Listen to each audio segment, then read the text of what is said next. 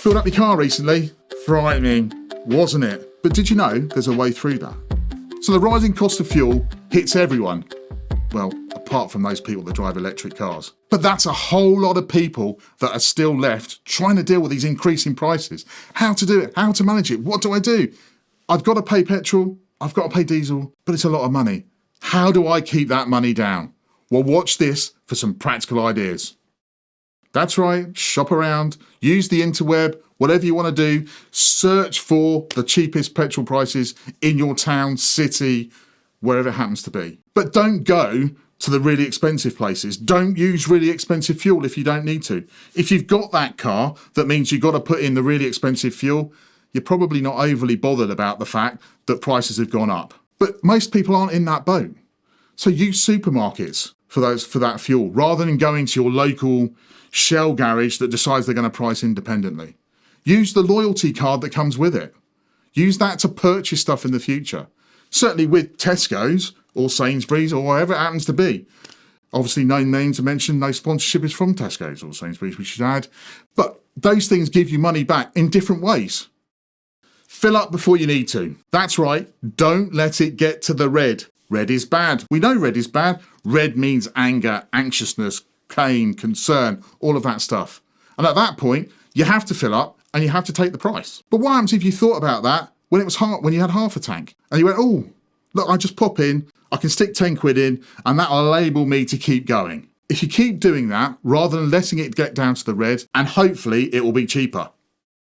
If you're going to use supermarkets to buy your petrol, diesel, whatever it happens to be from, and I would probably say they're the cheapest places anyway, make sure you've got a loyalty card signed up to that supermarket. Why is that important? Well, it's going to give you money or vouchers or something in terms of cash back in the future. And if it's going to give you that cash back, then you can use that for other things.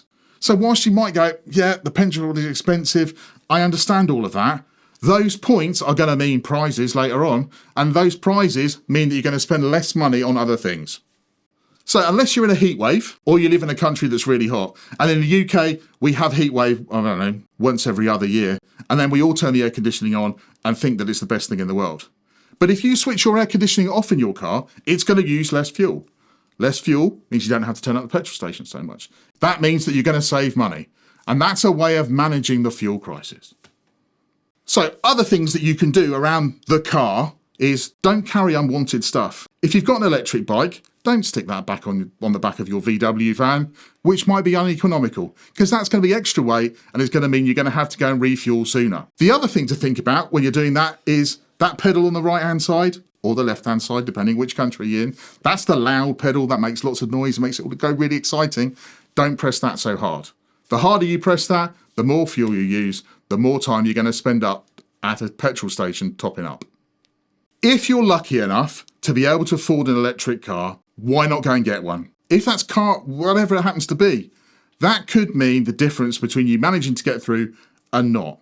Electric cars are getting cheaper, but they only are sensible, is the wrong choice of words, but they're only of use to certain groups of people.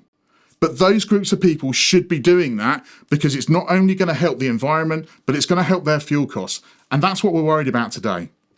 We've talked about car sharing before, but car sharing can be a way of you managing the cost of fuel because you're going to share that amongst the number of passengers that's in the car, rather than going, it's just going to be me sat in the traffic jam and I've had enough. Why not combine 3 people that are also sat in their cars in the traffic jam going to the same place?